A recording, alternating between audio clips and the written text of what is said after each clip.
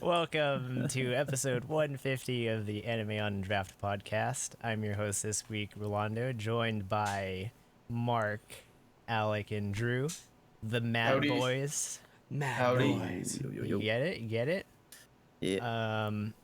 So this week we have quite a bit in store. We've got a semi-new segment that maybe we'll do week to week. Who knows? Depends on the schedule or how busy each episode is.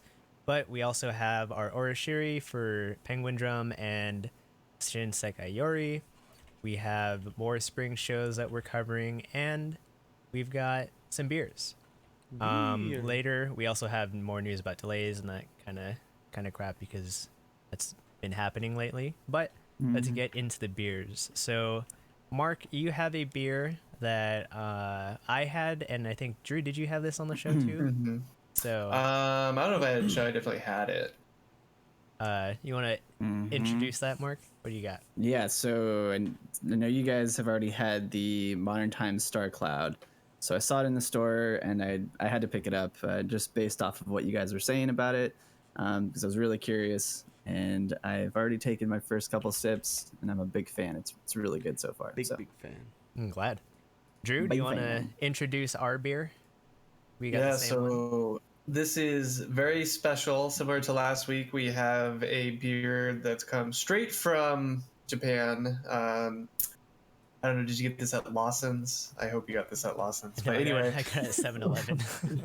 7-Eleven, but we are drinking the Han Kirin Low Malt Lager by Kirin, also known as, at least what we call it, Kirin Red. Haven't seen it anywhere other than Japan, and I specifically asked for Rolando to bring this back, and he did, and we're now enjoying it. So thank you for that. Yeah. This beer in particular is part of their low malt series, and if you're familiar with Japanese liquor laws, they get taxed significantly less by having less malt in it.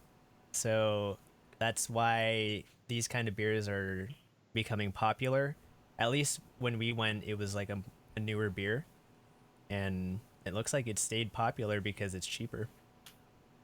But yeah, I mean, why not?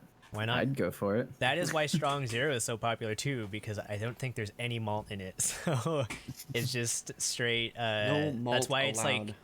like those cans, those tall cans, are about like $1 US. That's crazy. Nice. Malt is banned. No malt.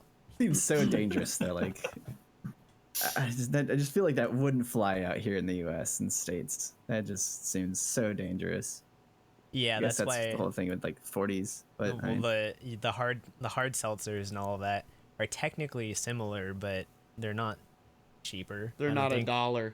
Yeah, they're not like $1 No, for no a way. huge can. yeah. I mean, it's a pretty good deal for your money too. Yeah. Well, while we get into these beers, let's get into our weekly pairing.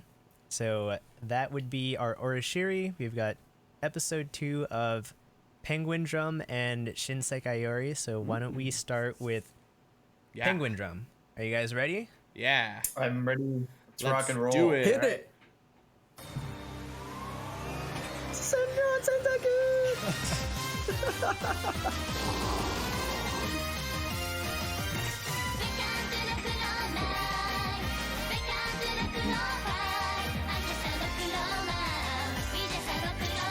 Is this forever our Orashiri start segment song? No, this is just Yes. for this is just for Penguin Drum. Forever. I think it Well- should be forever. As Makes you me can feel like I'm on a imagine, rocket ship. we are ready to be welcomed into the rock and roll night and all such as and likes and the maps. And we hope But- you are too. We hope you are as well. So this week in Penguin Drum, we have Ringo being announced, not the beetle, but the girl, The apple. No, the apple. Ringo the Starr. apple of the penguin's eye. So we Oh, see in this yes. episode she's being stalked by our boys Shoma and Kamba, while she is also stalking Tabuki, their homeroom teacher. So, what do you Jeez, they guys stopped there. what do you guys think about Ringo's character and what the penguin drum is? I'm not allowed to answer. I know. I'm not asking you.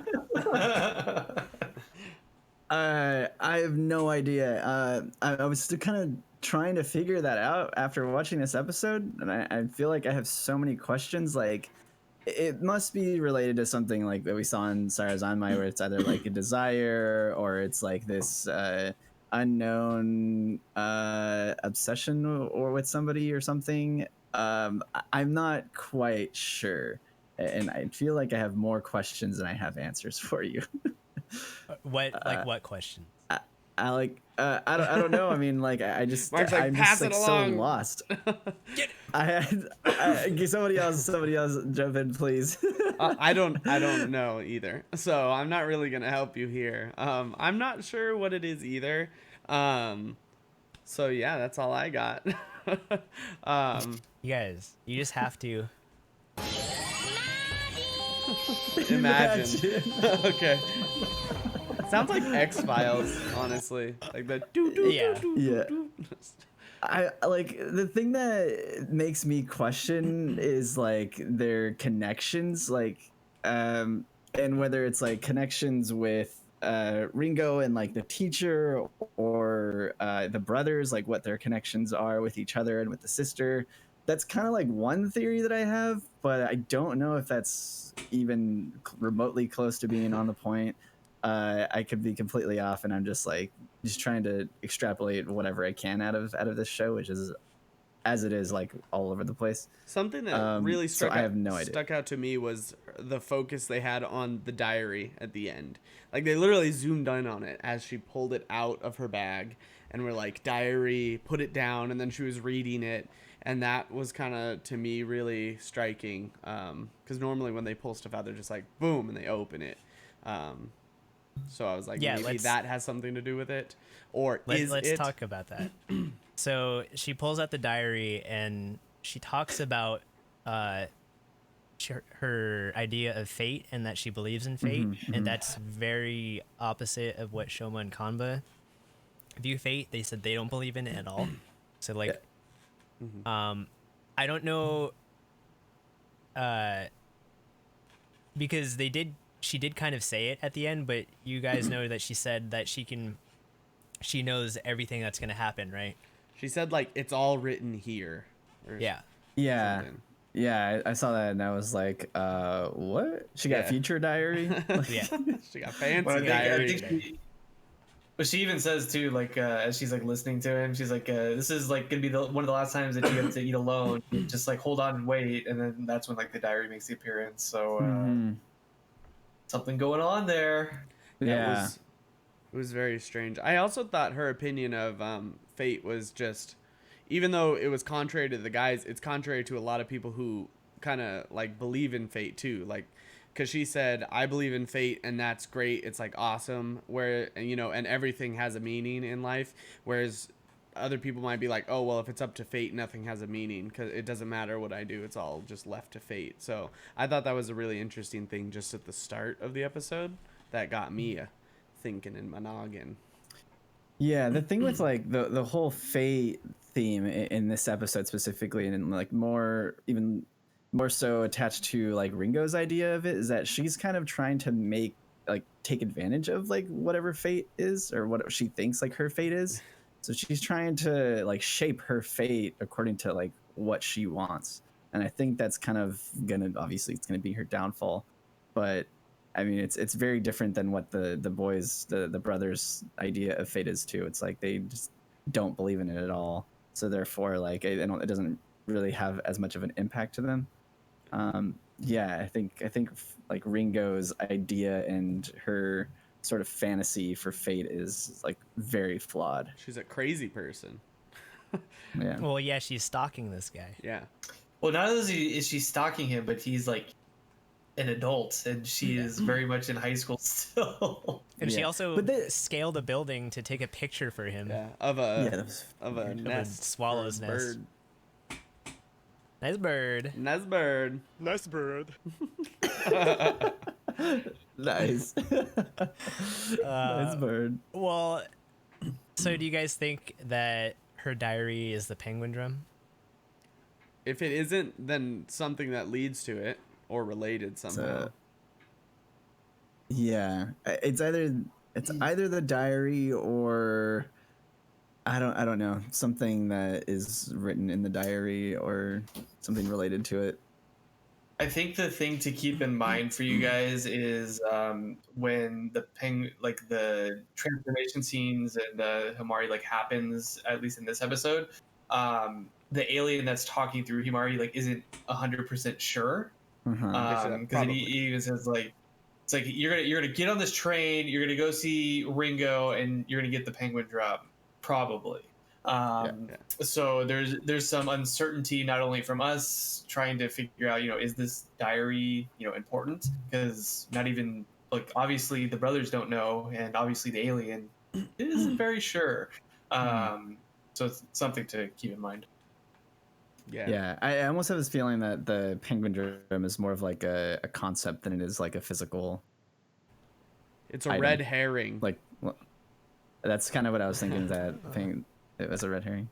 Big brain. Or a red swallow or whatever that bird was. That's the penguin drum. The bird. Well, the bird. you guys are a The little pantsu. you guys are thinking a lot more in conceptual ways because you're familiar with Stars on My, so now you're just Actually, kinda yeah. like anything that they do here, it's there's more than meets the eye. Yeah, absolutely. I'm gonna be honest, and it's been like 9 years since I've seen this show, so I don't remember too much, but I just I would say that while there are a lot of similarities to Stars on My, it I don't think it'll necessarily play exactly how you guys will expect it to go. Okay.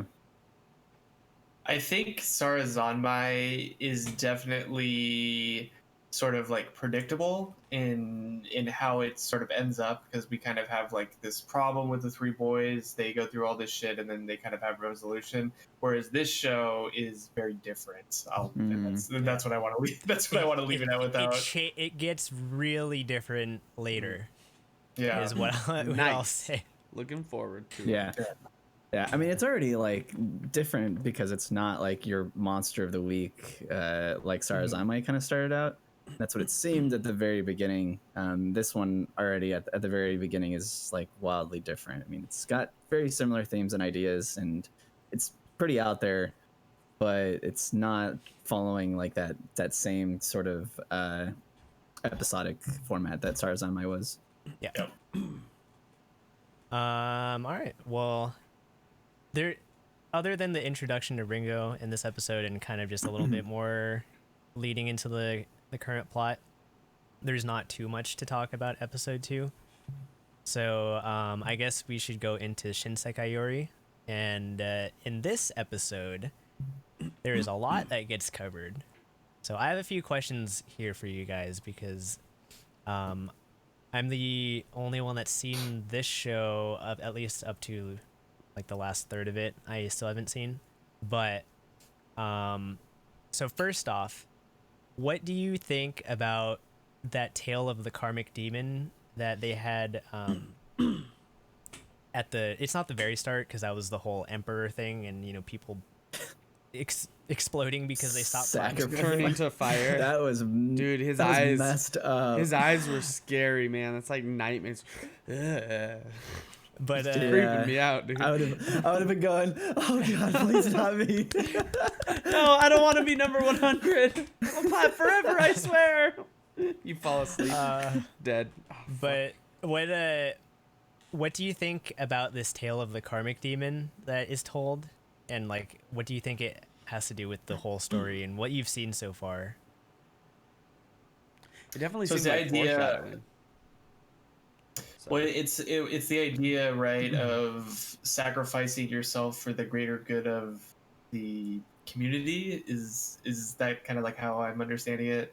It's kid gets in trouble, instead of kind of like leading something back to possibly wreak havoc on the entirety of the village, he sacrifices himself to, I guess, bear that burden or whatever. And I don't know, it seems to me that's kind of where the story's going in terms of the disappearing children. It's like, we need to sacrifice these children so that whatever is out there can kind of be appeased to save the greater good of the village. That's where it's kind of leading me. I don't know what you guys think about it. Yeah, it sort of seemed like that too. Sorry, Alec, did you want to say something? No, I was coughing just now. Sorry. Okay. It looked like you were like ready to talk. I was going, and then I muted myself. Yeah, it seems like you kind of have to fit into society, otherwise you're going to be sacrificed or disappear. But the thing with like the karmic demon was like the kid sort of came to this realization that he had sort of like no choice in a sense. Like he had to accept his fate and sort of chose like the better route and not sacrificing or putting the village in harm's way, because he very much could have just gone back to the village and not cared, and which would have caused like greater karma in a sense. But yeah, I do think that what you said is correct, Drew. That's how I feel anyways, that this story seems to be moving in that fashion where you sort of have to sacrifice in order to achieve a greater good, or whatever they sense and feel is the greater good. It's kind of messed up though. Okay. Super messed So, up. like I from what I gathered, you guys aren't very familiar with Buddhism, right? Correct. Very basic understanding of Yeah, Buddhism, like basic principles. Yeah. Okay, because there are a lot of like Buddhist principles that show up in this show. I mean, the whole scene in episode 1 where Saki's getting her desires taken away, Yoink. like that was like a very like conceptually like Buddhist thing, like throw away your desires, throw everything away and like ascend, essentially. And it does show up like a little bit in here. We've got the karmic demon, the tail of the demon. Like this kid realizes something and he has to sacrifice everything he knows and leave, essentially. And it's very much not like a wives' tale. It's very much like a cautionary tale. That's what I was gonna say. Because they're teaching the kids this, right? So they're teaching the kids in the unified school this, because they're told different things before they awaken to their powers, and it seems like a cautionary tale, as to say like, don't end up like this kid, right? He clearly overstepped what was asked of him in terms of handling his powers, and so this is what will happen to you if you do that. Like, you will go out of control and you're going to be forced to leave, sacrifice. Do you guys remember who was telling who's reading the story? One of the boys. It's like the prodigy kid, right? Prodigy? Yeah, he seems like he's the most proficient. Yeah. So I would keep that in mind, about him reading the story, because there may be some significance to it later. And then moving on to the ball tournament, you guys remember the kid Manabu that cheated? Right. Yeah. That's what I was thinking too. That's immediately what made me think about the karmic demon, was that like this kid like misused his powers and had like no remorse for it whatsoever. And so it seemed like the teacher was like, all right, well, sure, it was an accident, but yeah, on the surface it looks like that. No, but the teacher was like, no, it's an accident. Yep. As in, like, but don't ask any further questions, but you may not but see this kid anymore. Ever again. Yeah, but it's like it's implied like he got yeeted. It was a little bit more. Yeah.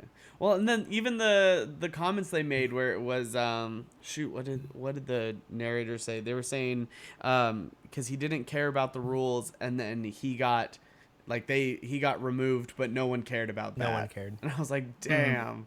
That was more, I feel, along the lines of they just kind of moved on to it or moved on from it because they were now on their class trip or their school trip. It was just such a vicious way of putting it. Did you guys notice anything when Manabu was walking home? The cat. Yeah, there was that cat that like ran by. It was like shadowing him as a shadow. Yep. So Go get him. Go get him. you got the. It's creepy, like Either how... you suck or you break the rules and you get got. That's what we've learned so far.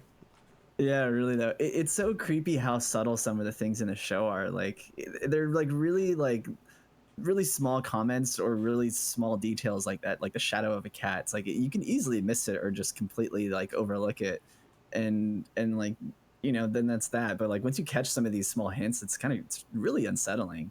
Yeah. It's just fucking creepy. It's very very well done in terms of how they visually portray things compared to what's being told like on screen. Like there are just so many hints that you can catch. And I know Alec was asking me this question before, but it's like the kind of marriage between sound and picture. And so you can have like a lot of nice visuals and stuff, but if it sounds bad, then people are going to be less into it, and so it'll suffer. Or you can have very shitty visuals and like very good sound, and like it may be more believable in terms of like getting into it, but you're going to be missing a lot of subconscious things that you could get from what you can do aesthetically. And this show, I feel like it does a good job of both. So like you're getting hints visually, and with the visual style of the show, it's like very dark. It's got a clear aesthetic for it. And then you've got stuff like the shadow of a cat moving, and it's not like a black shadow of a cat. It was full white. It kind of is a little bit more reminiscent of Monogatari and how they show supernatural things in that series. And the fact that this story is told through a lot of voices while the main narrator still being Saki, and so like we're seeing things through her eyes, it is in itself also a little more on the unique side, I would say, because what can we trust from the adults? I was gonna say the humans from the adults, because they're clearly the ones that know more, but we want to know more, and we're seeing hints of more visually, but we only know what's being spoken to us from different voices. And so that's why it's interesting that we're seeing things as the audience through Saki's point of view for the most part. And yeah, I don't know what you guys think. I think the whole like Saki's narration from like going back from like being a kid to like her adult is an interesting take too, because it's sort of like it's a weird like continuity thing. Like when you think of her like retelling a story as a kid and then retelling like continuing the same story as an adult, I don't know, it's really subtle, but it's also kind of unique because it's sort of giving us this look that Saki will then become an adult, and she's now like recounting these stories in a sense that there was so much more that went on, because it's obviously like a big part of her life. And I think that's also what is making me just feel so like on edge about like watching all this, like when the adult is talking, like adult Saki is talking, because it's like the way that she's talking about it, it just seems like there's a lot of problems that she's like trying to get out. And even her own mother won't say therapy to her session. anything. Right. It's almost what it feels like, to be honest. She's laying on a bed and they're like, when did it all start? It started with my mother not telling me anything. That's what it seems like. Yeah, it's weird.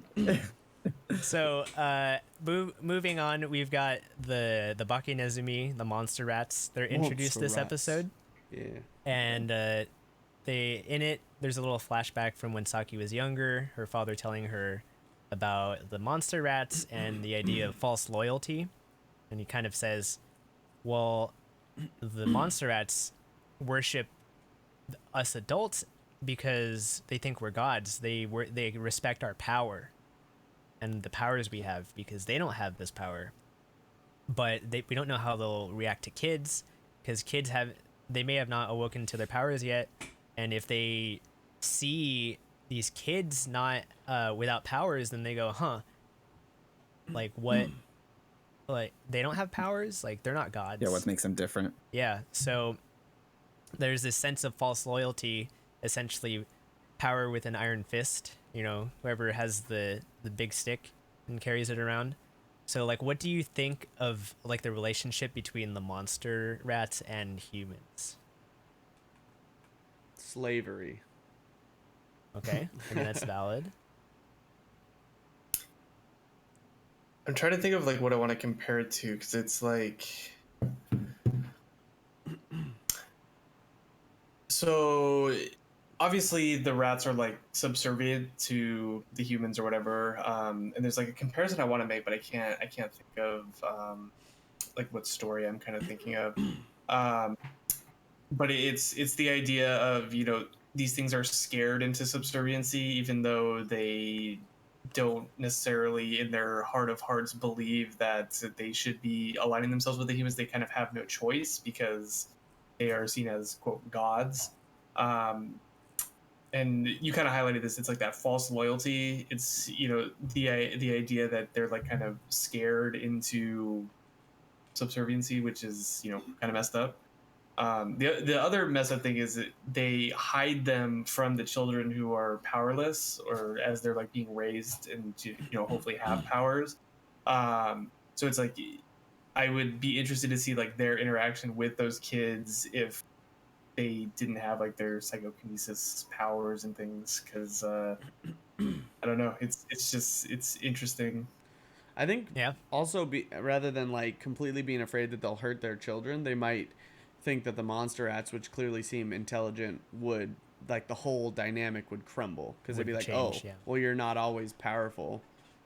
Fuck you guys. Like what if we just killed you guys while you're still young? while you're babies. Mm-hmm. What are you gonna do then? So 'Cause they have the ability to speak. Right. I remember the story it reminds me of because I actually watched this the other day. It's like Bug's Life. You have all these like ants and like together they're very powerful, but they don't like kind of realize it. And so like these grasshoppers are kind of taking advantage of them because they are bigger than them. They can fly, all these kind of things. But like once they learn, it's like, oh, we can band together. We have the ability. We can rise up. And that's, I think, to your point, it's like keeping them away from the children because it's like they're powerless. They could easily overpower a baby probably if they wanted to. So yeah, that's what I was thinking of anyway. That actually made me. I recently, because the whole murder hornet thing in the Pacific Northwest in the U.S. Apparently, the honeybees where they're from will wait till the murder hornet gets into the nest and then just swarm it and then move so much that they heat up that the thing literally fries to death. And that's how they kill it. So it's cool. kind of a similar thing to that. That's a cool adaptation in nature. Just. Mm-hmm. But that's also a good example of if the monster rats know what to do if children have no powers, then they can just easily create an army and snuff out kids. Dead. Yeah. I think another thing too is like the interaction with the group of kids. Like I think those like specific monster rats seeing that they also can use their powers now. I think that might also cause like a weird kind of dynamic where like now that they are realizing, that some of these kids are able and capable of like helping them or capable of like portraying these powers. I wonder if that will cause like some sort of weird power difference or, put them on the same pedestal as like human adults. Because it's like, all right, now like that this girl rescued me, I see her as a god, as opposed to me seeing, you know, like a group of adults as, you know, my god. My god is wishing me. Yeah. So that's something that I was thinking about, at least when I saw that whole scene. That's was a good also- point, because you should definitely remember that exact thought as the series goes on, because I think you're onto something, and yeah, it'll become relevant later. I was So, also Alec- thinking about it because the rat seemed almost like, I don't know if I read too much into it. It seemed legitimately surprised that like a person had saved it, because he seemed super like, oh, thank you, and like scared of her, but at the same time kind of like, I don't know, it almost felt shocking to me that she had done it. Like it was so out of the norm. So I was wondering, I guess I wasn't wondering, but that also, like to Mark's point, it seems like a power dynamic change. Well, Or looking at what you potential. said earlier with slavery, so we kind of have an idea of how the monster rats are treated, because Saki's father says the monster rats exist. They helped in the construction of our village.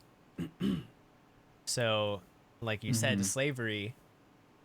That idea that it would be surprised that Saki saved it is probably the idea that, wow, the power can be used to save life rather than just take life. Essentially, it's not just like this power that can destroy, but can also, be a Give. helping hand. Yeah.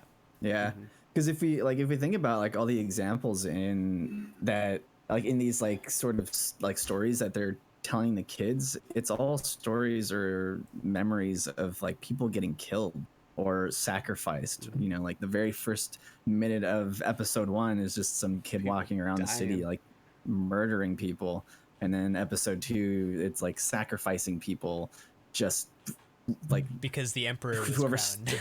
yeah, because a new emperor was Because he crowned. wanted people to I clap mean, for a long ass time. I demand it's- applause. The first 100 people to stop shall be sacrificed. cheer for me. It's kind of scary, because that's literally like the only examples of, you know, this power being used is for murder or sacrifice. So yeah, that's an interesting thought. It can be used for good. Yeah.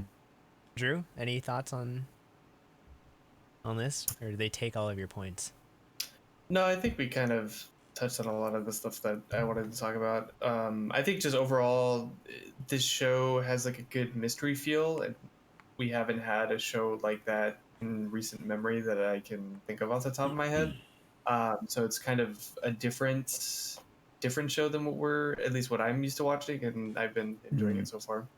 Well, while we're at it, so what do you think about the statement at the end? So older Saki's narrating, they're off on their school trip, and she says something about Maria, and how had she had not been born, so many lives could have been saved. Like, what do you think about that statement? It's kind of ominous way to end the episode. They seem to do Which that every one's time. Which one's Maria again? With the Red-haired red girl hair? voiced by Hanazawa Kana.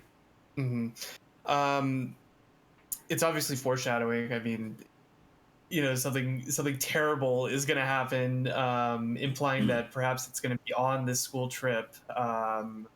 So obviously, this is going to be an important kind of next step that we get with these kids. But I don't know, maybe she loses it and goes crazy and ends up destroying a bunch of kids. Why is she also See, the I only don't one know. with red hair? More power. Ooh, a la Naruto, dude. Yeah, That's the only thing I could think of. Naruto's mom, dude. Naruto's Oh, mom. no. Yeah. Oh, Pog. No. Well, Mark, Alec, any thoughts? Yeah, I think all the kids are heading over to Murder Island right now. They're gonna be up shit creek Maria's without a about to paddle. go off. Yeah. God. It definitely All feels right. like something's gonna happen. I don't. To me, it didn't really feel like it's gonna be soon. It felt like that was more like if it. I mean, I could be way off, but it felt like, if Maria weren't born, then so many people would have been saved. I don't know if that didn't feel like an imminent thing, and more like they just kind of dropped that little thing for you to To get chew build on up. and then build up. Yeah. Well, it's kind of what happened after the first episode too. It's like, and we never saw them again. And then the episode We never The- saw them again. The one thing What? I'll say about this show is that it definitely feels like they did a good job of adapting a novel, because the way it's told is very, very different story-wise than what you normally get from other anime. And like Drew, you mentioned that it feels different, right? Mhm.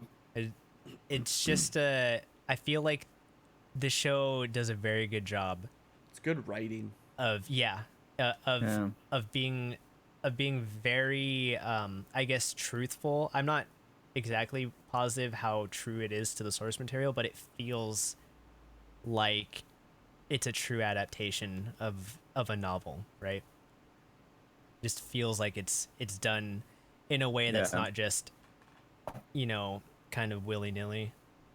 Like there's a lot of thought into how they can put things together. Yeah, I feel like we should have this discussion on like the mystery aspect, comparing it to like Inspector from last season. That's a good idea.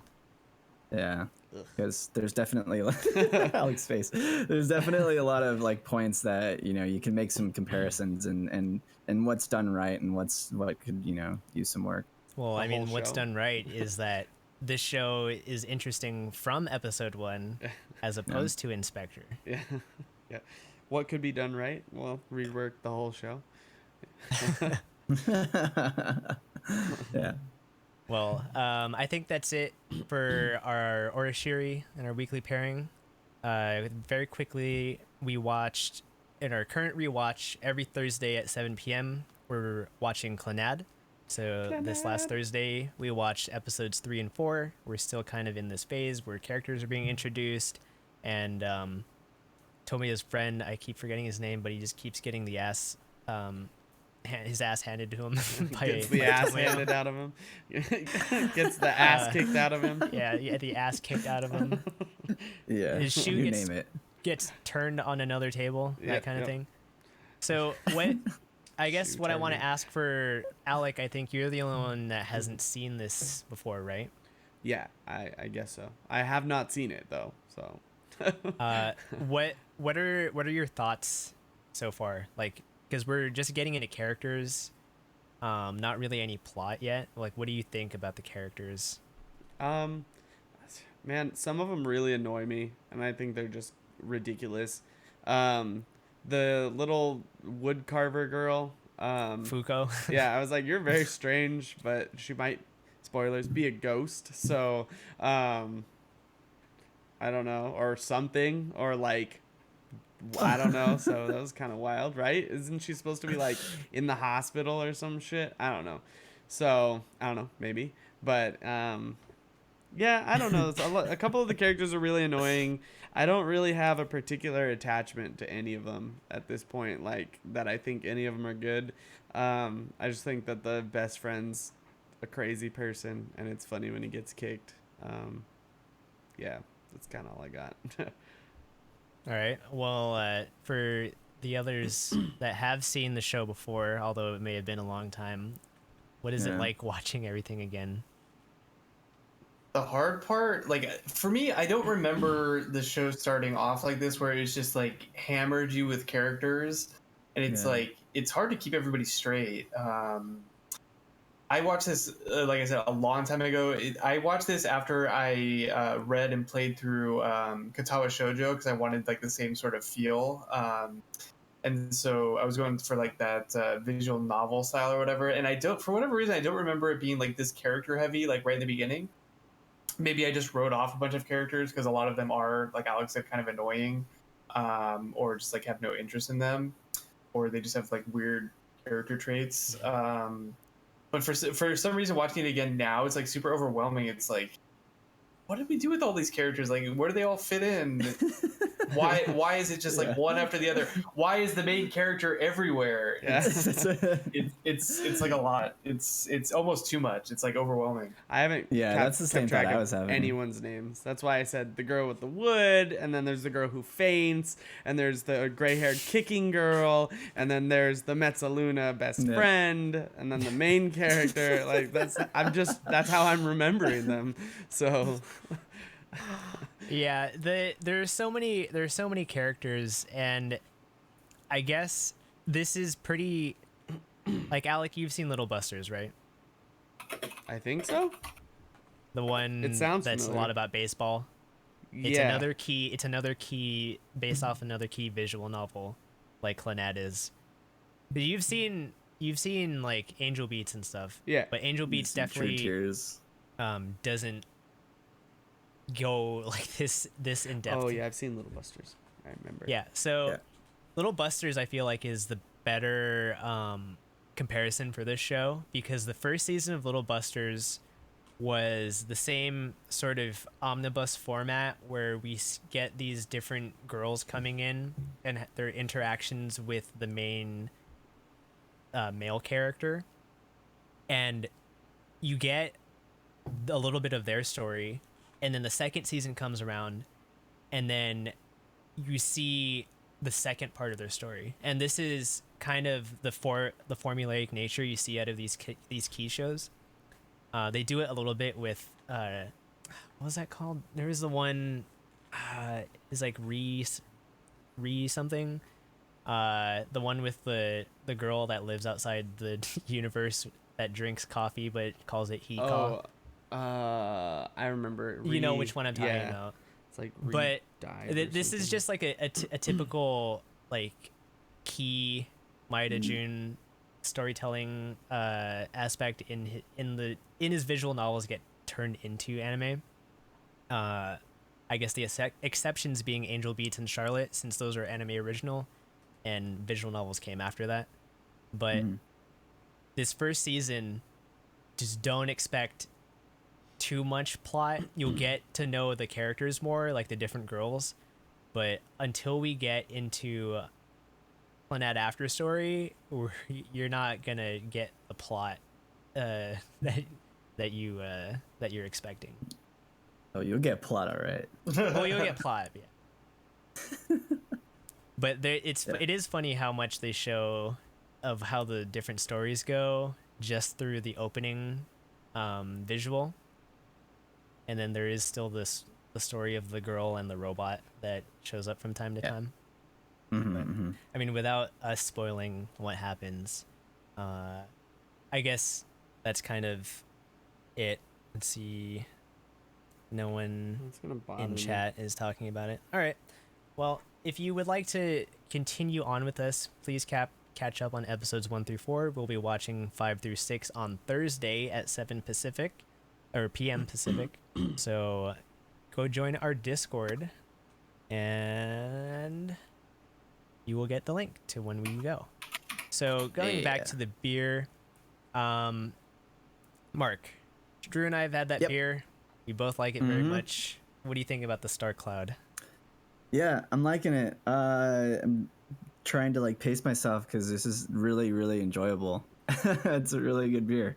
I can see why you guys hyped it up a lot. It's super easy to drink. It's got a lot of flavor. Seems like the amount of like hops and citrus it's got a really good balance to it. I don't know where the can went, but I don't know what the percentage is of it, but I'm already Probably in the 7s. Okay, I was gonna say I'm already starting to feel a little bit of it, so it's got to be above like 6. Let's see. But yeah, it's really good. I'm glad you guys recommended it. I'm glad I picked it up. 6.8. 6.8. There you go. Almost a 6.9 for you, Mark. So close. So close. But yeah, it's good. I mean, when I opened up the can too, I was like, oh man, that smells amazing. Like that's that hazy smell that you just love. Yeah, Modern Times is coming out with like some crazy stuff in the quarantine. Like there's like a triple hazy IPA. It's like Tiger God or something. I forget what it's called. Something to do with like Tiger King. Nice. We're gonna get that. There's like I probably will. There's like a dinosaur like double dry hop IPA. I think. They have like a bunch of stuff going out. So if you're Dinosaur interested, double dry hopped. So does that mean it's the That triple 02 D. beer? ooh, it could be. Ooh, that's It is zero. It is Zero Triple D. Tuesday. Oh shit! Yep, that Maybe it we'll have to is. get that. But yeah, they have a ton of stuff coming out, and I believe if you're in California, they will ship it to you. So check out their website if you are interested. I know if you can shop in Southern California, they're like Trader Joe's is like starting to carry Modern Times stuff like more, which is interesting. Um, Target is too. I saw a bunch of Modern Times Sprouts, stuff at Target, and then like Target's Trader Joe's coming up. Trader Joe's apparently had like a ton of McKellar stuff, and McKellar like almost goes to like nowhere. They just like sell their tasting room, so it's like you can see it's like a sign of the times. People are I guess more willing to distribute their beer through other means since they can't open their tasting rooms. I think a lot of it is word of mouth too. So Mhm. Yeah. I'm sure a lot of people on like Reddit and like other forums like Beer Advocate and all of that are talking about these beers and do beer trades. And I'm sure like once that happens, a lot of liquor stores are very willing to order a beer because they're the ones that are legally allowed to distribute beer, you know, like ship beer Yep. across state lines. And so just go to your local liquor store if it's open, and be like, "Hey, can you get this beer from so and so?" Like, I haven't seen it here before, but if they can, then they might be more than willing to order these beers for you that you can't get if you're not in the state or whatever. Yeah, it's a good point. I've had some people at liquor stores ask me, you know, I've asked them if they had something, I think by Brewery West, and they're like, no, we don't, but like, would you like us to see if we can get it in? Like, I mean, yeah, if you can. And then, you know, a couple months later, they just had a ton of Brewery West. So You started a trend there, dude. never Doesn't never hurt to hurts to ask, ask. yeah. I mean, it's to LA. Yeah, I mean, Brewery West is. I don't know if that was like just, you know, It's not just very me, far. but Yeah, yeah, I mean, I'm sure they're probably like, oh, well, let's look into it, and then They're like, probably see "Oh, how man." popular it is. You know, like you just never know. Because sometimes these liquor stores will get something, you know, try it out, see what the interest is, and then people might start asking more for it because it's very Yeah. mom and pop type deal. It's very Yeah. customer focused. Yeah, like you said, it's like word of mouth. I mean, like, Yeah. once people start buying it or, you know, asking about it or something, you're just gonna want to get more of it because it's sell. Exactly. Well, Drew, I know it's been Yes. a couple of years. I actually waited to drink this beer until you could have it as well. I didn't drink any of this in Japan. Oh man. I only drank strong zeros. Oh Smart. darn! Smart. No, like so. How did we discover this beer? I think I think we were getting There- sick of Strong Zero. There and was so an we wanted- advertisement at the train station. That's true. There was That's a big right. poster for it. Big And old poster.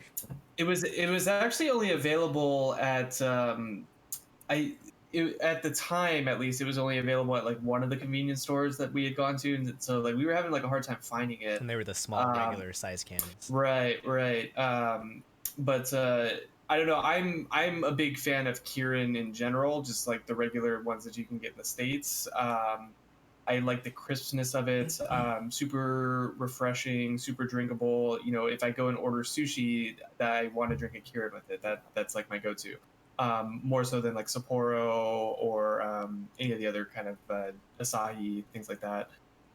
So Kieran was the go-to drink, and I'm like, oh, there's a new one. You know, we saw the advertisement for it. Let's give it a try. And man, happy that we did because it is excellent. And even having it now, it just reminds me of like how good it is because I think even though it is like advertises like light malt or lower malt. I think the malt is like what makes this better because the original Kirin is like super light. It reminds me more of like Bud Light. Like, not obviously it tastes better, but it's like that style of just I would like kind hope of so. not big on flavor, super cold, super crisp. Goes down easy. This has a little bit more malt and a little bit more body to it, and you can even see it's like a little bit darker, maybe not too much darker. Um, but it's just a bigger, bolder flavor that isn't like too overwhelming, and you just want to drink it, and it tastes good.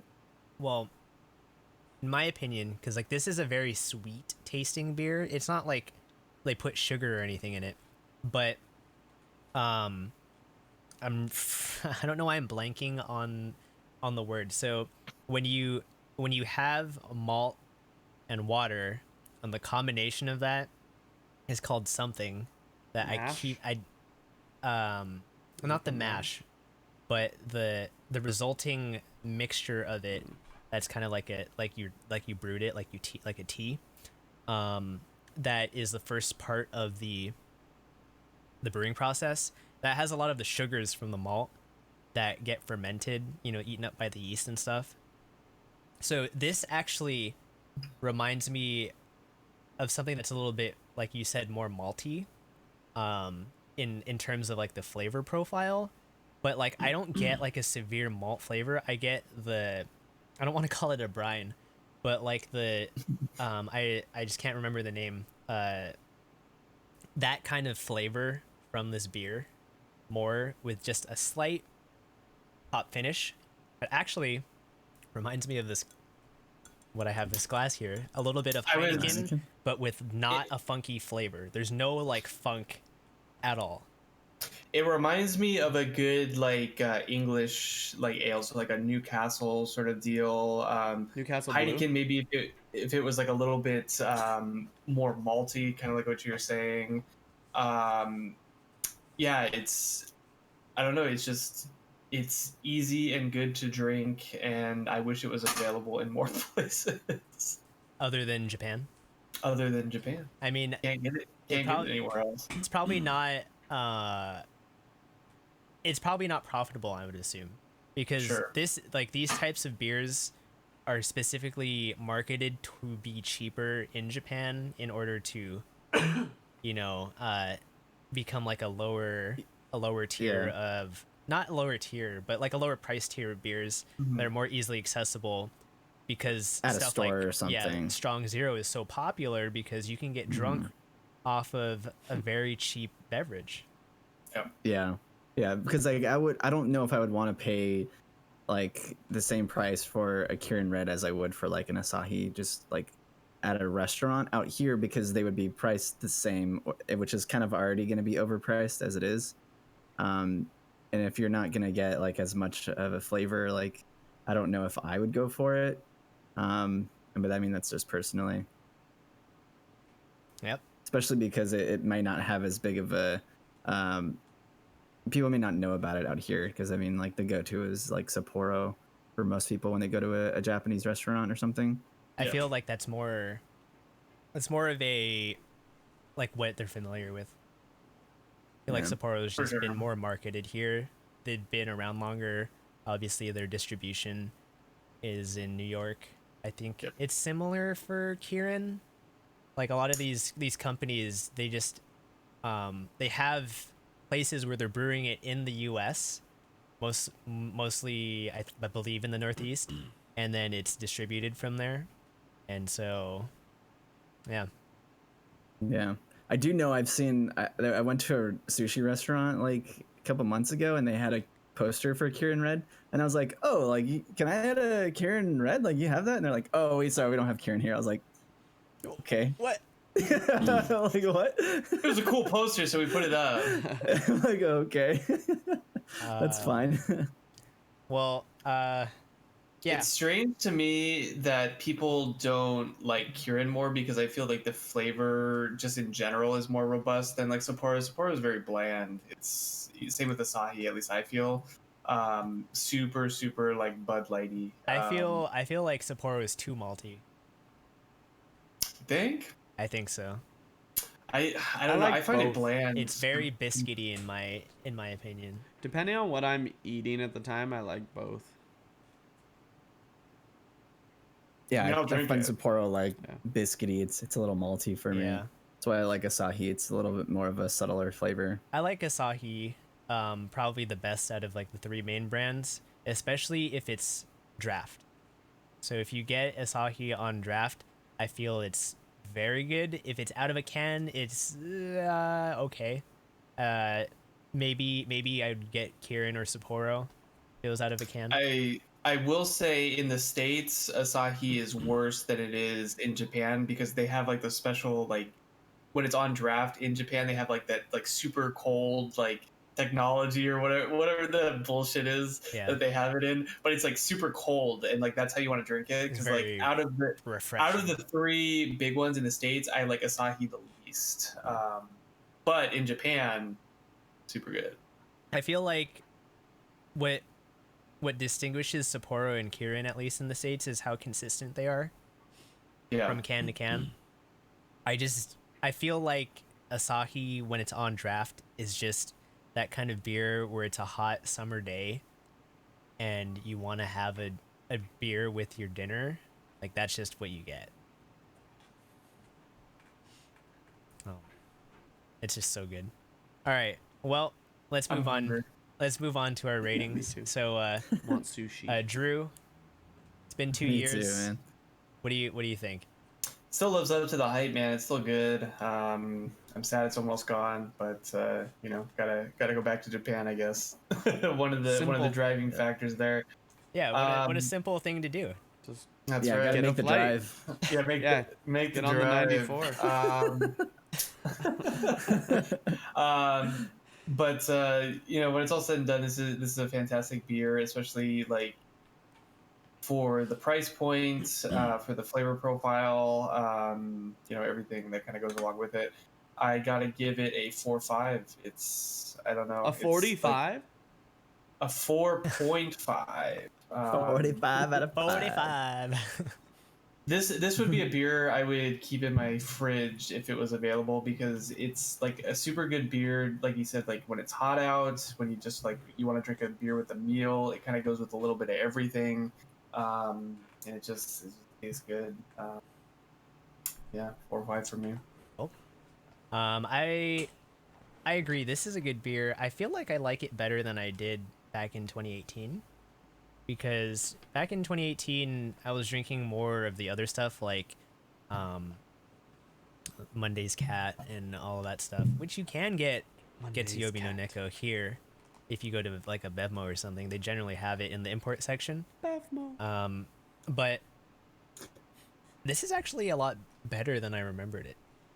So I would say if you like beers that are kind of more like, if you think of it as like an in between regular Kirin and Heineken, don't think of like the funky, very like the hops they use in Heineken has a significantly more funky like nose that gets placed into the actual taste of it. Think of it more of like it's like a very sweet, crisp lager. It's not too complex, but like it's that kind of light flavor that you would enjoy on a nice day or with like a dinner. So I would honestly give this a 4. This is a very good beer in my opinion, and the fact that it's so cheap is also a plus. Yep, Yeah, I agree. for sure. Well, Mark, what about that Star Cloud? Star Cloud, very delicious. I am going to give it a 4.25. I wish Modern Times like packaged it in 6-packs because I want to get another pack of this. I mean, it's really good. You probably will. Yeah, I probably will. I probably might get another one. That's a good beer. Yeah, this is like one of those beers that I want to keep in my fridge, like you said about that Kirin Red, Drew. It's like I want to just have like a beer and just kind of chill with it. Like this is like perfect. It's got so much flavor in it, and it's pretty decently priced. I mean, yeah, I can't go wrong with a Modern Times Hazy. They I got I forget the name of it, but I recently got one from Trader Joe's as well. It's like a limited release. hazy. It's similar flavor profile to the Star Cloud. It's like Star Cloud is like the new, what is it, April May release or whatever. I think it was April because it was like right when Rolando got it. But before that was like Mythic Worlds. That was very similar. So they all have like similar flavor profiles, but they're all like unique and delicious in terms of if you're looking for consistent, easy IPA experience. Yeah. Yep. Also, shout outs to McKellar. They keep releasing what's called the sketch series, and so there is a ton of beer coming out of them specific for. They're releasing it as part of like the pandemic, and it's like supporting them. But all their labels are like hand drawn or sketched. They've been consistently releasing a hazy IPA, a West Coast IPA, and like a weird sort of like other thing. So it's like the Do Stuff Together Alone, which was like a take on their Passion Pool sour, and a ton of stuff coming out there. So if you are interested in that kind of beer and you're in California, I would subscribe to their newsletter on their website. Same with Modern Times. Cool. Alec, what do you think about your water? It's water. It's real good. Water. Straight out of H2O. Big shout out to Brita. Way to brew it good. All right, so moving on to our news. So there's quite a bit. I'll just kind of go through this. Terms of awards, the 44th annual Kodanshan Manga Awards revealed their winners today. This is from ANN's Jennifer Sherman. The winners include Tokyo Revengers in the shonen category, Our Precious Conversations in the shoujo category, and The Blue Period taking the overall general category. And then Anime News Network's Crystalline Hodgkins writes that Weathering with You, Promare, and Hello World have been nominated for the 59th Japan Science Fiction Convention's 51st Seiyin Awards. Other nominees include Astra Lost in Space, Godzilla King of the Monsters, 13 Sentinels Aegis Rim, Fly Me to Saitama, and Shinkansen Henkei Robo Shinkalion, Mirai Kara Soku no Alpha X. Jesus. Oh my god.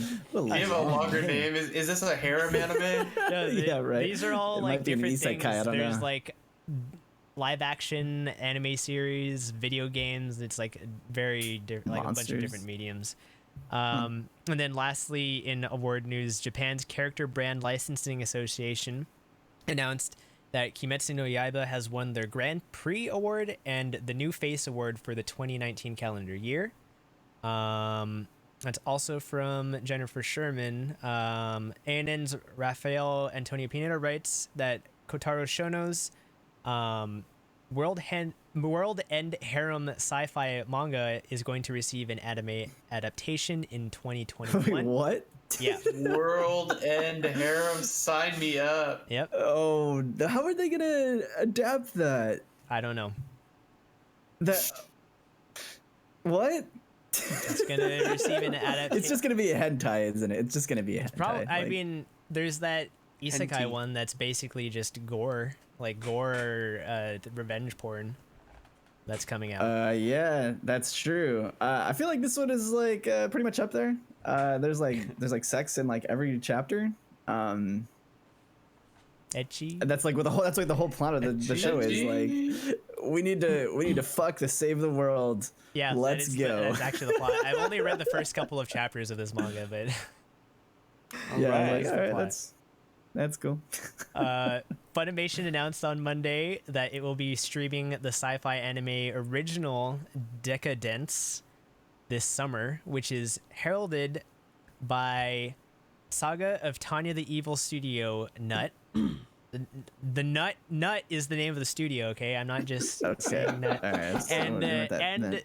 by director Yuzuru Tachikawa of Mob Psycho 100 and Death Parade fame, so you know it's going to be good. So this is from ANN's Jennifer Sherman. The anime's concept is a story about humanity living in a forest in a fortress fighting kaiju. So, you know, Pacific Rim and all that crap. Then we've got Jun Maeda and Key Studio announced another collaboration anime with PA Works. scheduled to premiere in October for the fall season. This is from ANN's Crystalline Hodgkins. The project, titled The Day I Became a God, is the third collaboration between Key and PA Works, the first two being Angel Beats and Charlotte. We all know how Angel Beats went, which was great. We all know how Charlotte ended. So we also know PA Works is doing this. So, take it with a grain of salt. Amen. Yeah. And also, Expect it to look nice. Charlotte is also the last Key and Maya June work or anime adaptation to come out, which was that refrain or whatever that we were talking about earlier. Was not very good. So, Wit Studios' original anime Great Pretender will premiere on Netflix on June 2nd from ANN's Crystalline Hodgkins. Better be good if they dropped Attack on Titan. The anime will follow a tiered release, much similar to Trigger's BNA from this season, but this will release by arc. So episodes 1 through 5 will release on the 2nd, followed by 6 through 10 on June 9th, and then 11 through 14 on June 16th. And then the rest has a TBD count and coming soon slated for the release. And then I'm getting like some Durara vibes out of that one. it seems like a mystery thing, right? Like a mystery show. So Shout Factory and G Kids announced Thursday that they will be releasing Masaaki Yuasa's Ride Your Wave anime film for digital and physical release on August 4th from ANN's Jennifer Sherman. Now on to some delays. ANN's Rafael Antonio Pineda writes that a certain Scientific Railgun T's 14th episode will air on Friday, May 15th. That's this Friday. Obviously, it was delayed previously due to COVID. Shokugeki no Soma Go no Sara, the 5th season, will not resume until July at the earliest for episode 3 and beyond. So it's delayed into the summer season. How about just never? 4th season will continue running in its place currently. ANN's Jennifer Sherman reports that My Teen Romantic Comedy Snafu Season 3 will air in July. So that was delayed from this season to now summer season. And then Sherman also reports that Gotobu no Hanayomi Season 2 has been further delayed into January 2021 from this fall season. And of note is that Bibury Animation Studio, the studio behind Azur Lane and Grisaya Phantom Trigger's anime adaptations, will be taking over animation duties for the 2nd season. Don't know how I feel about that one. Well, we'll see. It's delayed again, We'll see. Man, that's a shame. It is a shame, but the longer it what it takes is. to forget how it ended, will be better for me. Yeah. But I mean, like, not like anybody's really like looking forward to more Shokugeki either. So I mean, that's True. I'm these looking delays. forward to Shokugeki. Get out of Did here. you watch No, you're It's not. it's for the memes. It's Don't for make the that up. memes. It's so good. Don't lie. It's so good. Don't lie to our audience. Don't lie to the audience, please. All right.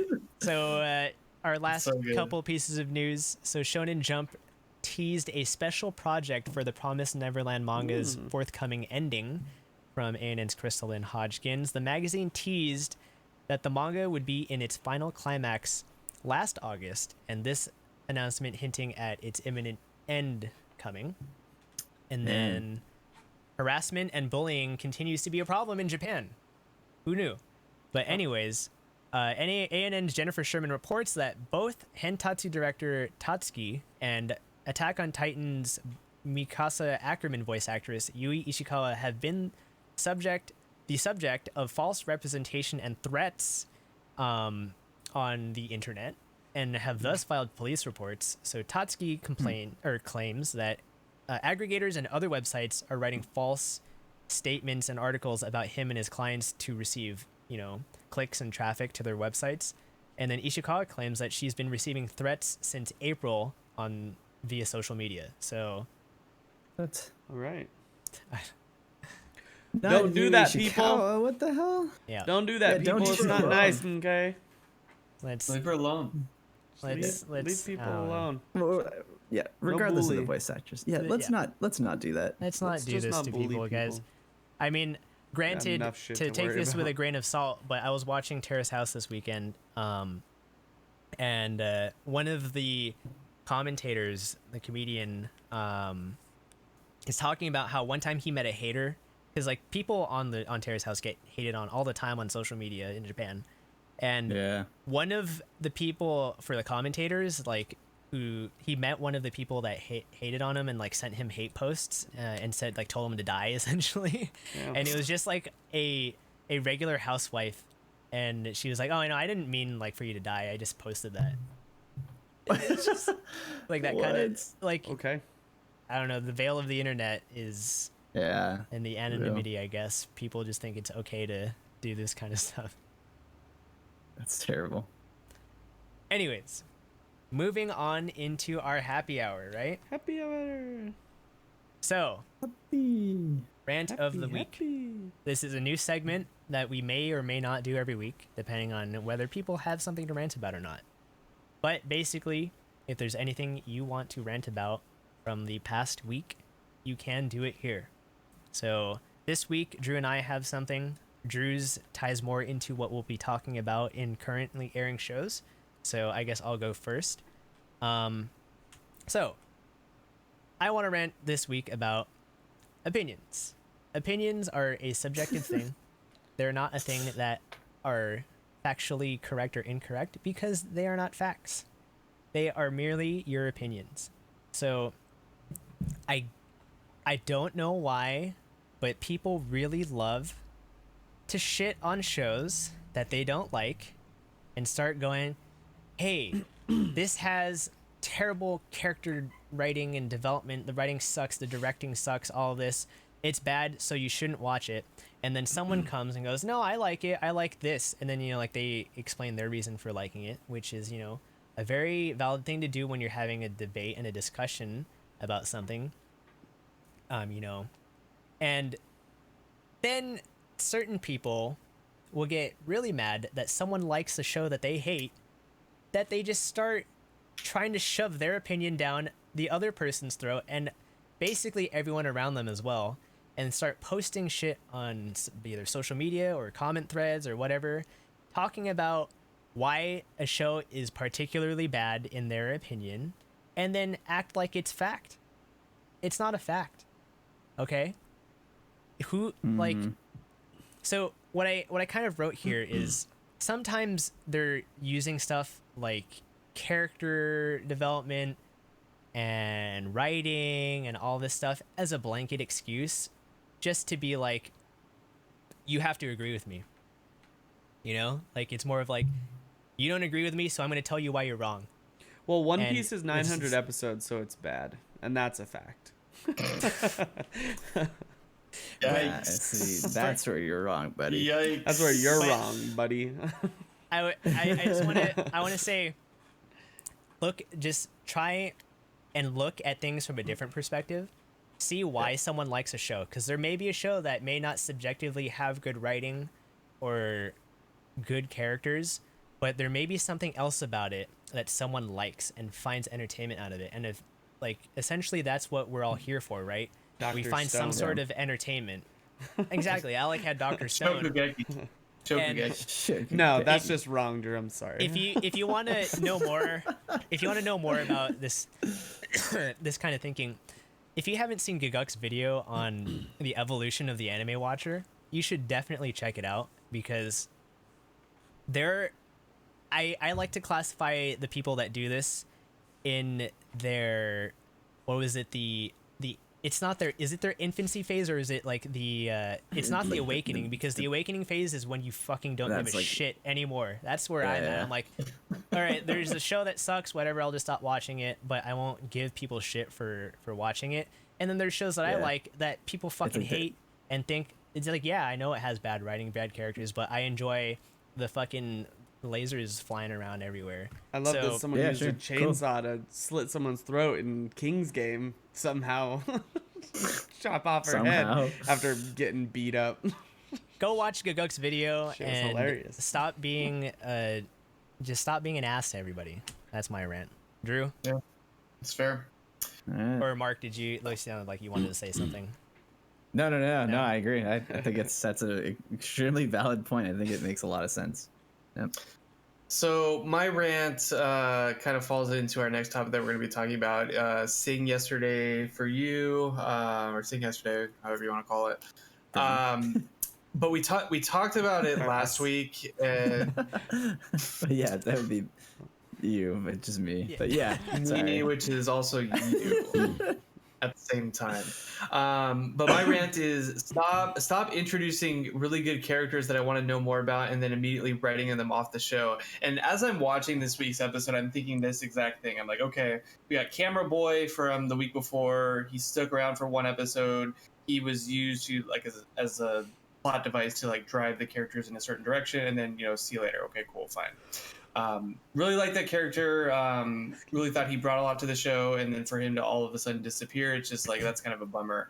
And then we get the same exact thing this week, and I'm thinking as the show's going on, I'm like, God, I really hope that they don't dismiss this character after 1 week. And they kind of introduce her. She's the ex to the main character. Really, really interesting character. We can kind of dive into her more in just a second. And I thought as it's going, I'm like, well, she's gonna hang out here for at least a month. She said so. It's like she's freeloading, she's doing all this stuff. She's gonna be around for a little while. And then all of a sudden, it made sense in the show as to like why they wrote her off of it. But it's just like I want more. I want more of her. I want more of Camera Bro. I want all these characters. It's just a selfish thing for me, more specifically because I get kind of why they're doing it, and it does make sense. But it's just kind of a bummer for me, man. I like these really good, strong characters that like force their. I don't know if it's like forcing their opinion, but forces their like point of view on the characters to help them develop. But I also want them to stick around because they're cool dudes. Yeah, I And think the thing with dudettes. this too is like this is causing conflict out of thin air, and it seems like it's sort of like a cheap writing tactic because it's like, okay, well now I really like his character and I develop like some sort of like connection with this character, but now they're gone, and now how am I supposed to Now I'm feel? just left with Like, everyone else was- I had before. Yeah, And I'd rather have was- this new person. I Yeah, have to was the agree with lesson that. actually learned, or like are we just gonna kind of move on from there and act like everybody is now happy again because lessons are resolved and I learned a moral from this story, or is it just like, well, that was a fun conflict and now let's move on to the next one? It's like I villain think of the that's my week. problem. Yeah, it's like villain of the week. I think it's my problem with like characters coming and going so rapidly.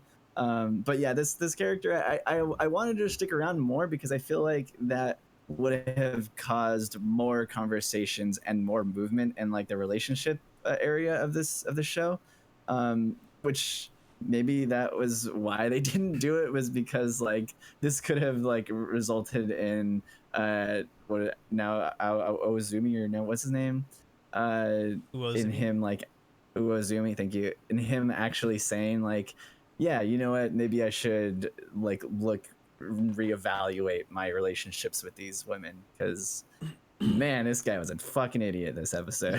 Like, I just have to say, man, Let's this go guy, into it.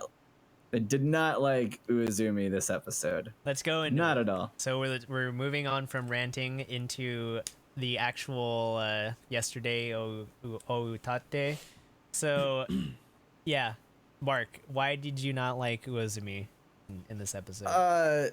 Well, for one, he treated Haru like shit, man. That was messed up. He's like, I don't get it. That's a common theme, though. I mean, it's like every That's week she is treated true. like shit, and the problem is like she's such a good character, and you Yeah. so want her to win, and then she just gets dumpstered on, and it's like not fair to her, at least in my opinion. I mean, at Yeah, the like, I same feel token, bad though, he because- gets dumpstered on. And it's like, he has a thing for what's-her-face, and then she has a thing for him. He shits on her, and she shits on him. Like, Haru to the dude, and then the dude to the girl. And it's just a circle of shitting.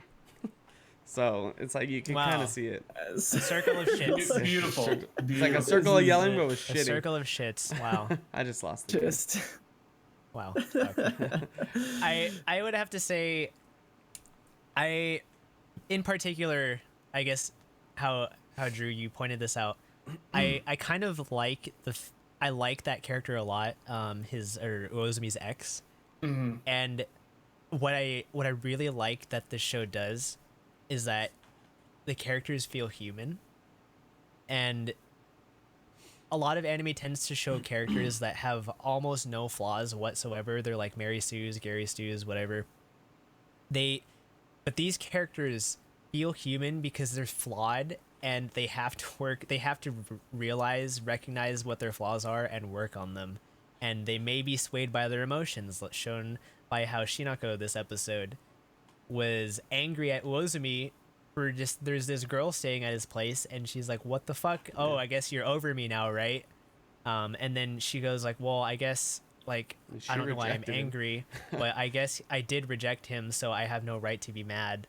And then, Haru fucking knocks Wozumi over the head with a plastic crate, but he's being a dick to her. So like everyone's Yeah. acting on these emotions. They're clearly flawed characters, and so they feel like they have these certain personalities and they feel real.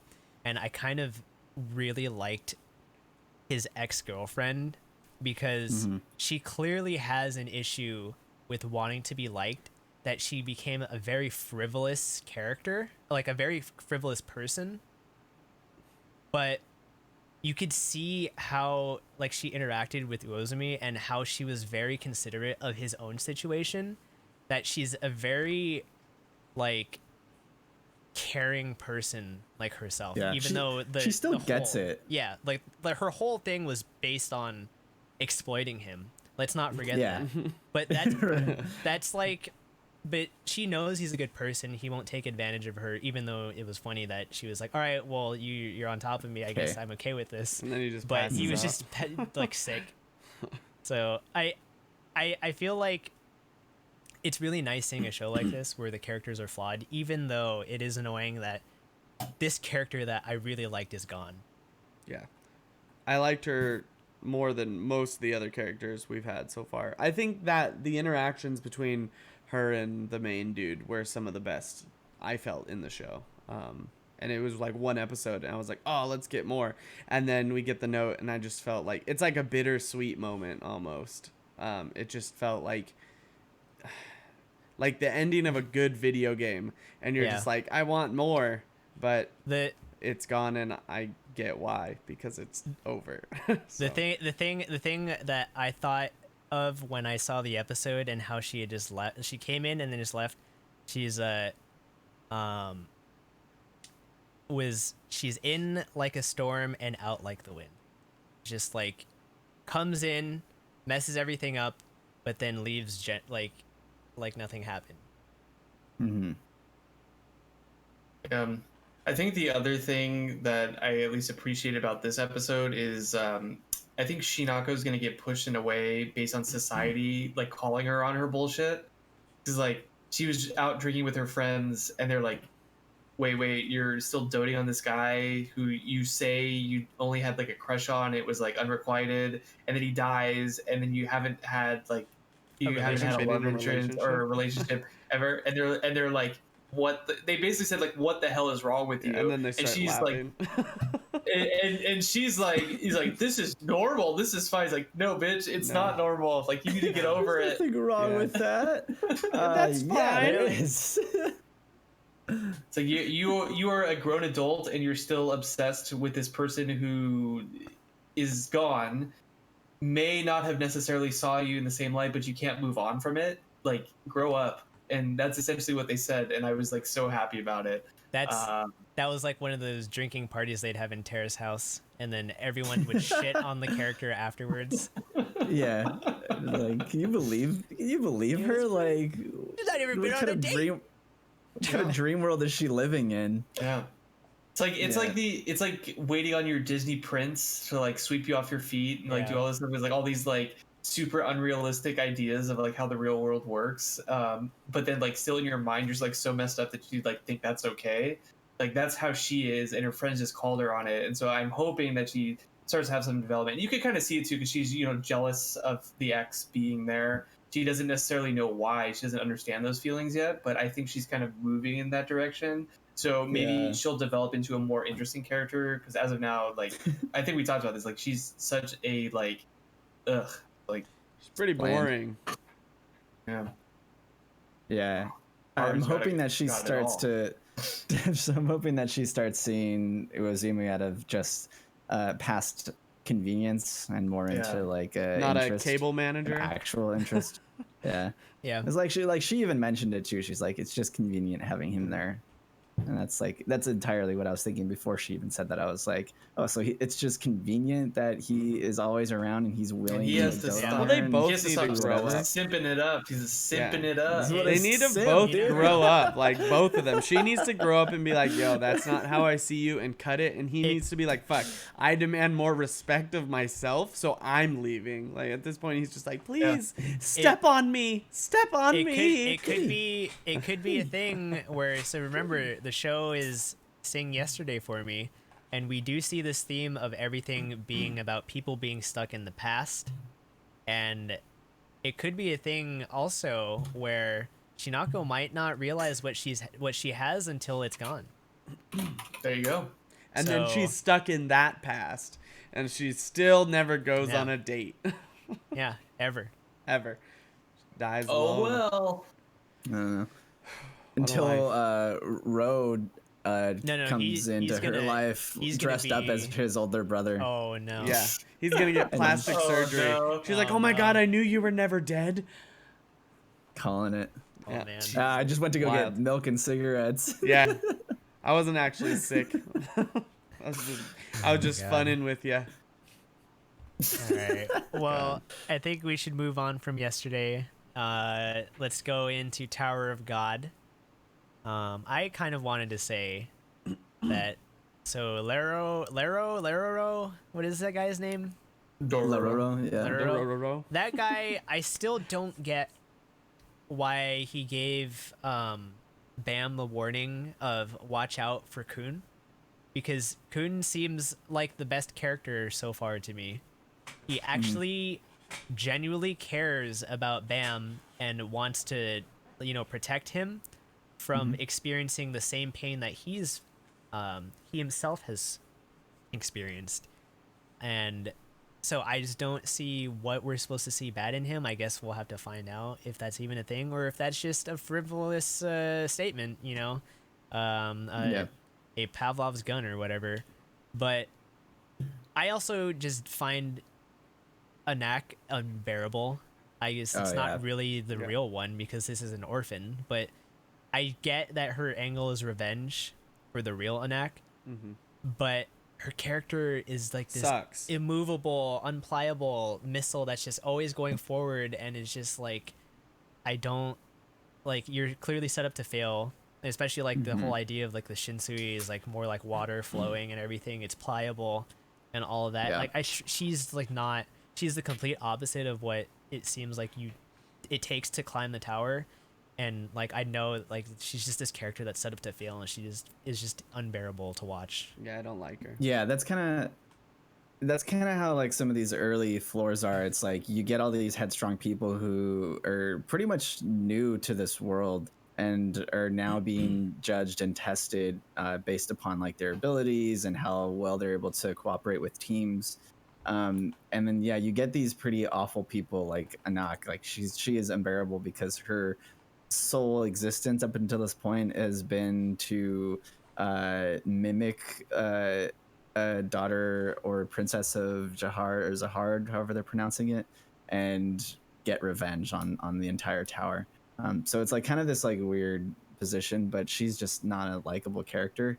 And yeah, as for the thing with Kun, it's like they kind of hinted at it, but there are like families that these like the princesses come from that are just already have like a step up over most regular people in the tower.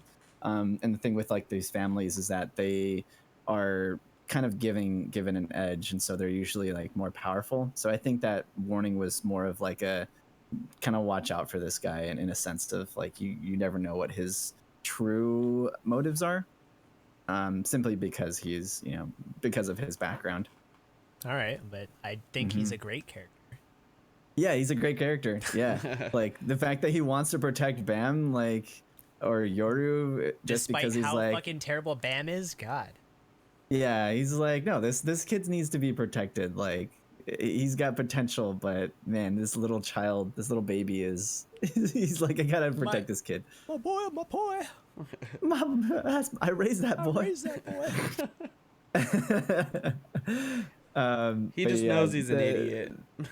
He's like, oh man, I gotta look out for this dumbass. He even Yeah, pretty sugarcoats the much. thing with Rachel. He's like, yeah, that's not her. But let's say it is her. She just doesn't want to see you yet, so you got to get stronger. And he's like, Yeah. oh, Strong, okay, bro. so he Yeah. knows exactly how to handle Bam. He just said, bro, do you Yeah, even like, lift? She knows you don't. He knows what he's doing. Yeah, Kun knows what he's doing. Like, he knows how to manipulate people. Like, the thing with like the briefcase was pretty cool. That was a cool little trick too. Like, he was willing to pull people into his side just because he felt like he might, make use of them later, which ended up working. I mean, it's genius. Yeah. All right. Moving on, Kaguya season 2. So I feel like we're back in business with this episode. It's a little late though, since we're almost halfway through the season, and we're only gonna be finishing the student council elections arc. So I don't know if there's a season 3 in plans, but who knows? Drew, I know you had to nitpick on this episode despite liking the show so far. Yeah, I think to preface this, like the overall show is excellent. I don't have any complaints. Just like I said, being like super nitpicky about it. But is anyone else like kind of over the whole like spiel between Shirogane and Kaguya? Like, anytime she gets called on something, she gets like, or gets called on the relationship, she gets like that super flustered.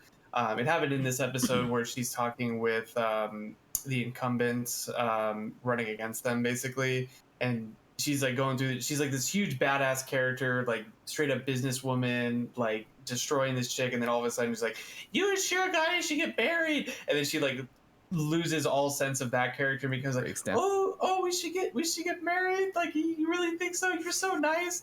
I'm kind of over it, to be fair, because it's like their relationship goes nowhere, and it feels like at this point, like, they've done enough where it should be kind of obvious to both of them they need to kind of get over their childish whims and just like one of them needs to confess and go out. But I mean, that's also the premise of the show.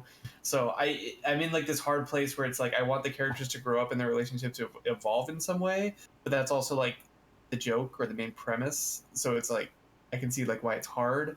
So it's just like this selfish thing of mine. It's like I'm kind of over the childish games. Let's like get on with it. Let's evolve a little bit. I don't know. Let's how you guys grow feel about up. that. Yeah, Grow up. Grow up. Grow up, you child. Grow up. Maybe this is just what happened in high school with the girl from yesterday. He wasn't actually sick. They just never confessed, and then he died. Maybe. This is Ooh, it. yikes. I don't know. Maybe. Yikers. I don't know. Maybe. I think that's a Notice good me, question. senpai. Notice me. I think we should talk about that because Mark and I know at least the opening hints that a certain change in Kaguya is going to happen, probably within the next couple of episodes, where it changes how she reacts in these situations. That might be something you're going to like more. And then definitely in the manga, things change a lot, which is why, Mark, I don't know if this is how you feel too, but this season feels like it's gone on very slow, and this could be like episode 3 so far. Yeah. And we would be getting into further things because we're still in like very different phases where characters act in these ways that they definitely don't act that way like in the later bulk of the manga. Like we're only like scratching the halfway point of the manga, I believe.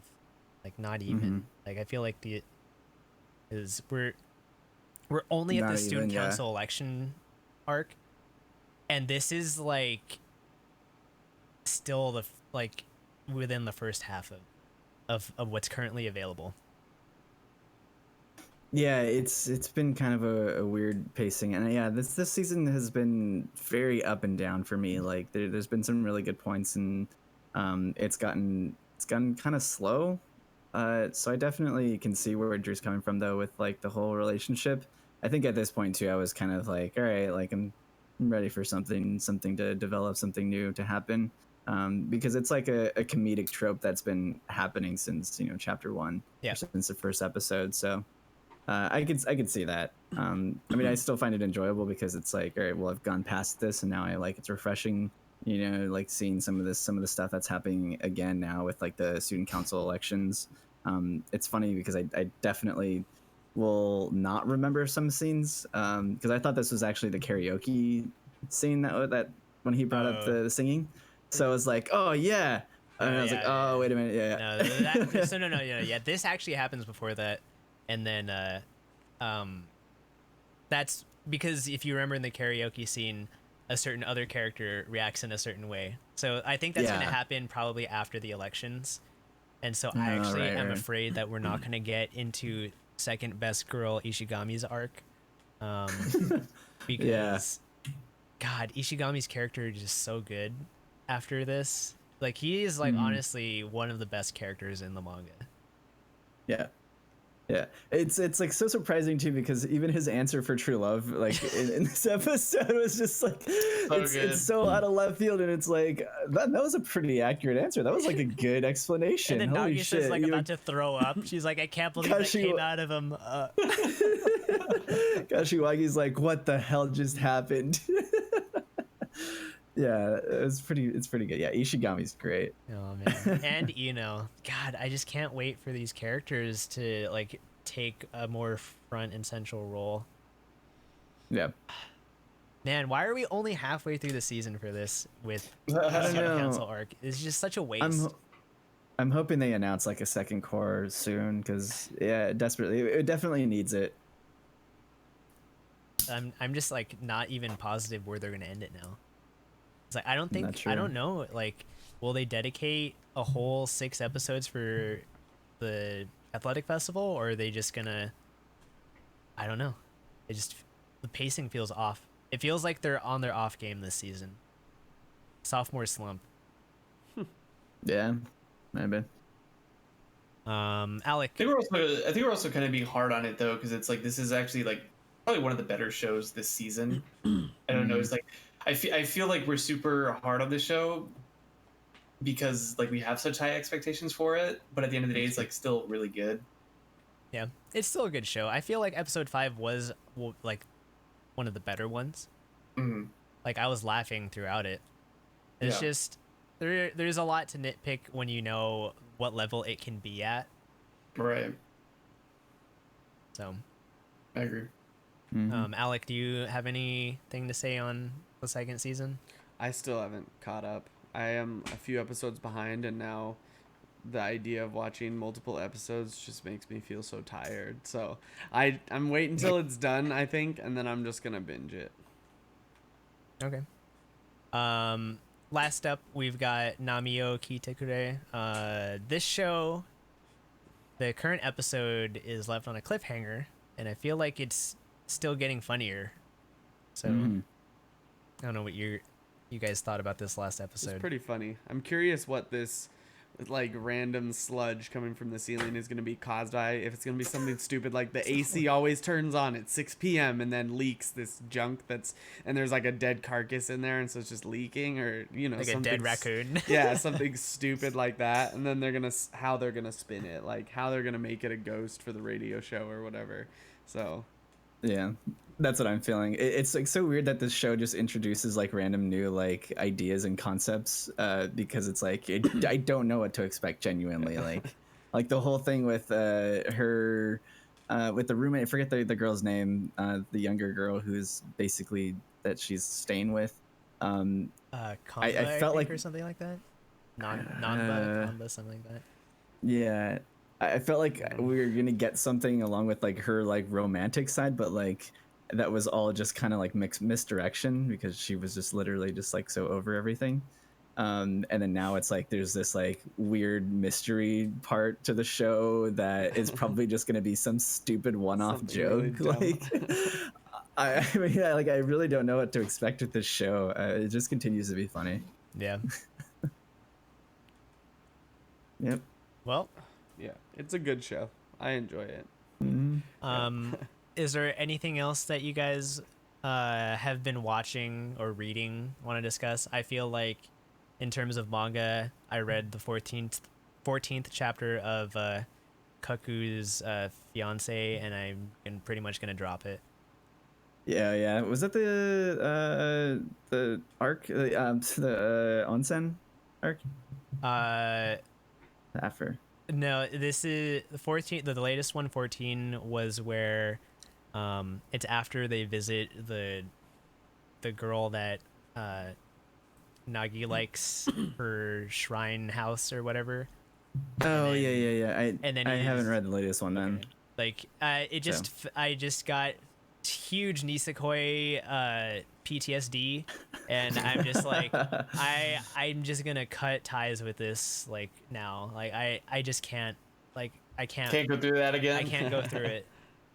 Yeah, that's fair. Can't do That's it. fair. Nah, I am gonna read Promise Neverland. I think I'm gonna add that to my list and catch up to that this week. But yeah, Demon Slayer is also like getting kind of sad. Oh, No. I think I'm gonna have to read it. I'm gonna have to. I'm continuing like Gleipnir. I caught up on that. It's kind of interesting. I mean, we're getting like these factions of different like collectors. I don't know. I'm still like torn on whether like I like Claire and what's his name? The main character, the boy. Can't think of his name right now. I can't think Um, of Is it. he Shohei? No. It starts with It's an not S. I Shohei. think it starts with an S. Shohei. Suichi. Shuichi, yeah. Yeah. I It's not Terrace House, Mark. I'm sorry. I'm still like deciding if I like them or not, and I think the answer is I don't like them, which is weird because I think the show is still entertaining, but it's becoming like it tries to break out of like Shinji getting the robot, but then it is still Shinji getting the robot sort of deal in terms No, of like no, him Shinji transforming. become the robot so I can get Yeah, at you. Right. It's becoming. There you go. It like tries to not be that, but then at the end of the day, it is that, and that's like kind of disappointing. But I think overall, despite like the weird alien premise, I think it's like somewhat entertaining. So I think I'll keep watching it, and then Kakishigoto keeps being the show that it is. Like, there's nothing unique about it. It's just like lighthearted and fun to watch, and Except they you think leave you- that it's going to be tragic later. oh, it's But 100% going to be tragic. That's exactly what I was going to say. Like, it leaves you with like these really sad scenes of Hime like going through like her stuff and like remembering things, and it's just like, The man, latest they're gonna episode, end. though, Oh, the latest episode makes me feel like it's a huge red herring, and that because she's reading, the manga and stuff, that mhm. we're being, led to feel a certain way, and for it to be a Right. punchline later. And I feel like it won't be a punchline, but it will just be like a nice heartwarming like Heartwarming way moment, yeah. way to end the show, and I think I'm okay with that. But it's entertaining. It's like it's funny for what it is. It's kind of fun to just kind of throw on and watch. Yeah. I agree. But I think those are kind of the other, and art. Still watching art. I don't know if I want to drop it or not because dropped it's it. becoming the show that it's like becoming the show that I knew it would be, and it's like not that interesting anymore. I thought about watching it, and then I was telling Rolando this. I was like thinking about watching this, and I'm just like, this feels like a chore. Oh, I gotta go watch this now. So I decided just to stop watching it. So I dropped it. Fair. Well, maybe you should pick up my new life as a villainess, or next life as a villainess, Yeah, you guys were talking about that, so I'm looking to pick Yeah. something up. That's or good. Ascendance of a Bookworm. That's the other one. Ooh, Because that's what been season 2 continuing now? to be good. Yeah, Season yeah, 2. it's on its second season. Yeah. And I said I'd It's almost watch over, it isn't it? when you guys were it? watching last season, and I just didn't. So maybe I'll do that now. Yeah, drop art That's and a- whatever. Just pick these up. Yeah, I think you just convinced me to drop art. It's just if that's Yeah, your not gonna feeling, lie, I I'm- wholeheartedly agree. I've been kind of on the fence with it too. Like, it's still kind of enjoyable, but like not as much as I was like hoping it would be. Yeah, very plain. Not sure what that. I don't know what I don't that know. sound is. Hang on. Game Boy. Is it gone? I think it's gone. Okay. Yeah. All right. As you were saying, Drew.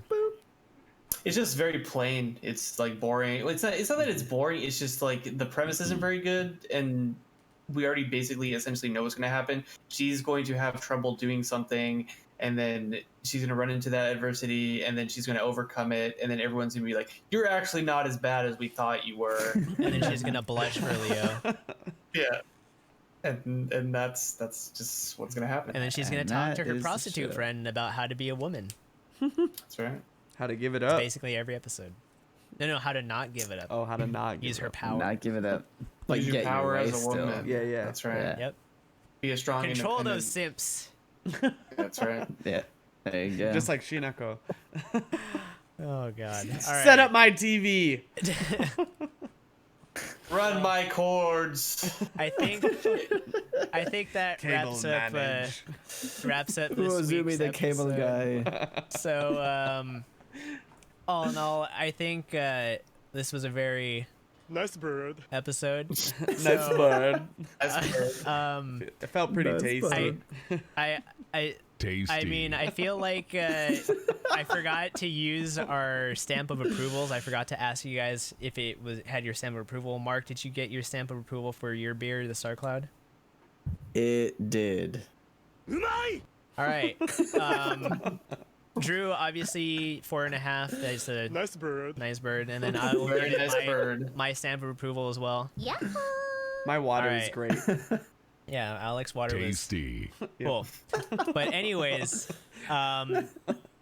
that about wraps up this week's episode. Once again, on Thursday, we are watching Clannad episodes 5 through 6, 7 p.m. Pacific time.